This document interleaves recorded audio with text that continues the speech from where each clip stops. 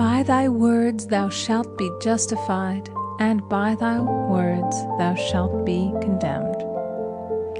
A person knowing the power of the word becomes very careful of his conversation.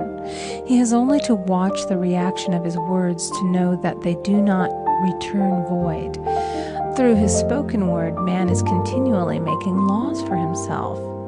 I knew a man who said, "I always miss a car.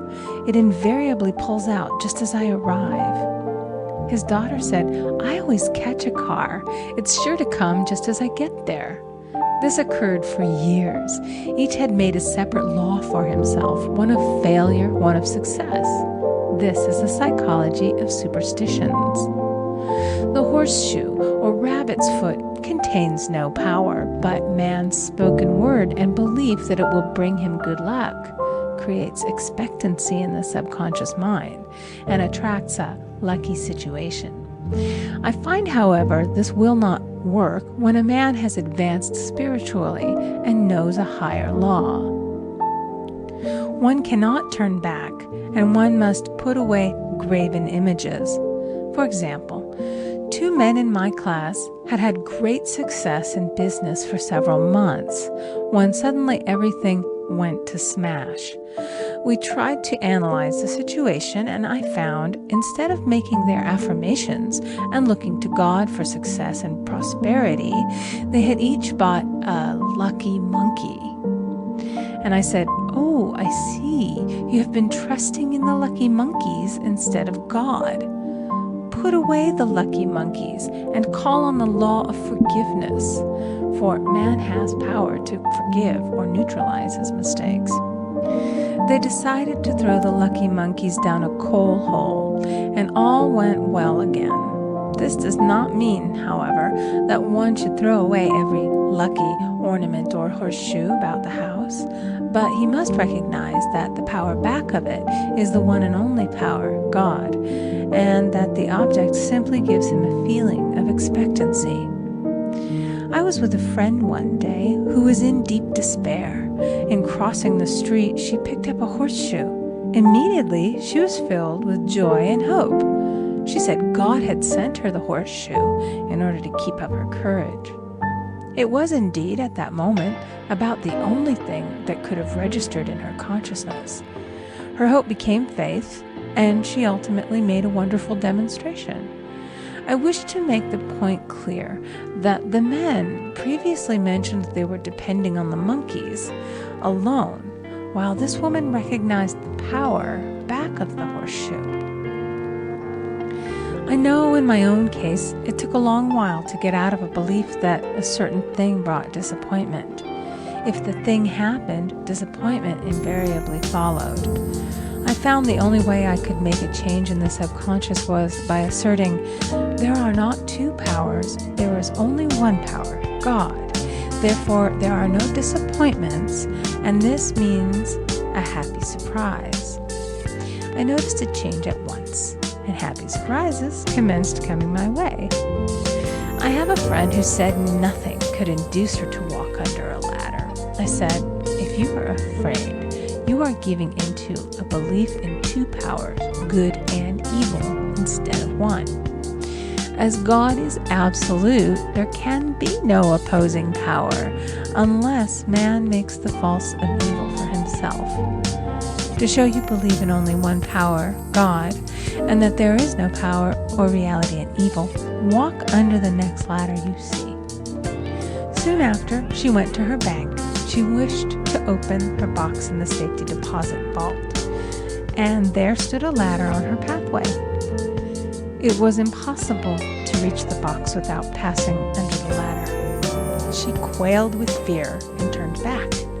She could not face the lion on her pathway. However, when she reached the street, my words rang in her ears, and she decided to turn and walk under it. It was a big moment in her life, for ladders had held her in bondage for years. She retraced her steps to the vault, and the ladder was no longer there. This so often happens. If one is willing to do a thing that he is afraid to do, he does not have to. It is the law of non-resistance, which is so little understood. Someone has said that courage contains genius and magic. Face a situation fearlessly, and there is no situation to face. It falls away of its own weight. The explanation is that fear attracted the ladder on the woman's pathway, and fearlessness removed it. Thus, the invisible forces are ever working for the man who is always pulling the strings himself, though he does not know it.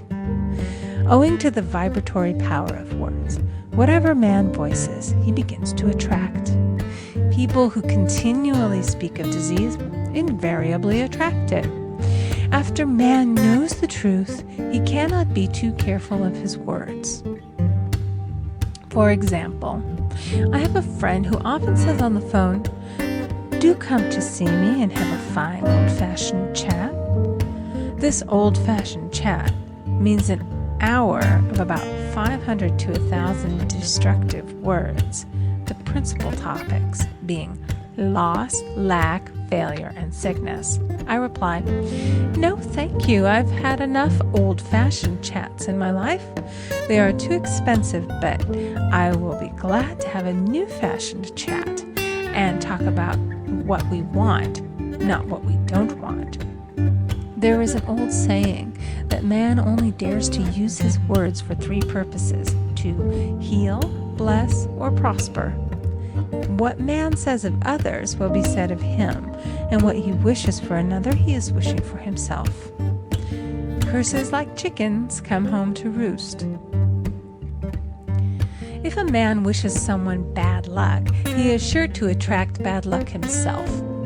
If he wishes to aid someone to success, he is wishing and aiding himself to success. The body may be renewed and transformed through the spoken word and clear vision, and disease be completely wiped out of the consciousness. The metaphysician knows that all disease has a mental correspondence, and in order to heal the body, one must first heal the soul. The soul is the subconscious mind, and it must be saved from wrong thinking. In the 23rd Psalm we read, "He restoreth my soul." This means that the subconscious mind or soul must be restored with the right ideas, and the mystical marriage is the marriage of the soul and spirit, or the subconscious and superconscious mind. They must be one. When the subconscious is flooded with the perfect ideas of the superconscious, God and man are one. I and the Father are one. That is, he is one with the realm of perfect ideas. He is the man made in God's likeness and image, imagination, and is given power and dominion over all created things, his mind, body, and affairs. It is safe to say that all sickness and unhappiness come from the violation of the law of love. A new commandment I give unto you, love one another. And in the game of life, love or goodwill takes every trick. For example, a woman I know had for years an appearance of a terrible skin disease. The doctors told her it was incurable and she was in despair.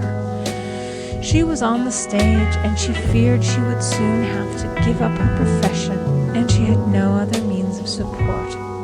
She, however, procured a good engagement, and on the opening night made a great hit. She received flattering notices from the critics and was joyful and elated. The next day she received a notice of dismissal. A man in the cast had been jealous of her success and had caused her to be sent away. She felt hatred and resentment taking complete possession of her, and she cried out, "Oh God, don't let me hate that man." That night she worked for hours in silence. She said, "Unforgiveness is the most prolific cause of disease. It will harden arteries or liver and affect the eyesight. In its train are endless ills." I called on a woman one day who said she was ill from having eaten a poisoned oyster. I replied, "Oh no, the oyster was harmless. You poisoned the oyster. What's the matter with you?" She answered, "Oh, I've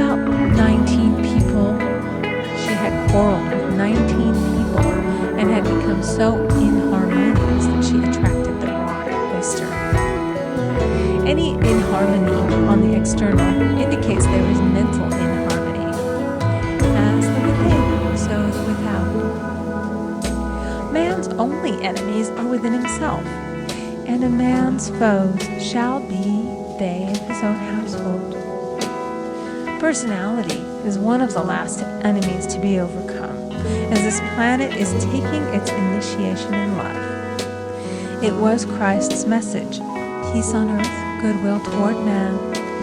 The enlightened man, therefore, endeavors to perfect himself upon his neighbor. His work is within himself, to send out goodwill and blessings to every man, and the marvelous thing is that if one blesses a man, he has no power to harm him. For example, a man came to me asking him to treat for success in business. He was selling machinery, and a rival appeared on the scene with what he complained was a better machine, and my friend feared defeat. I said, first of all, we must wipe out all fear, and know that God protects your interests, and that the divine idea must come out of the situation. That is, the right machine will be sold by the right man to the right man. And I added, don't hold one critical thought toward that man. Bless him all day and be willing not to sell your machine if it isn't the divine idea. So he went to the meeting, fearless and non-resistant, and blessed the other man. He said the outcome was very remarkable. The other man's machine refused to work, and he sold his without the slightest difficulty. But I say unto you, love your enemies, bless them that curse you, do good to them that hate you, and pray for them which spitefully use you and persecute you. Goodwill produces a great aura of protection about the one who sends it. Subscribe, like, and comment on how we could improve our videos. Thanks.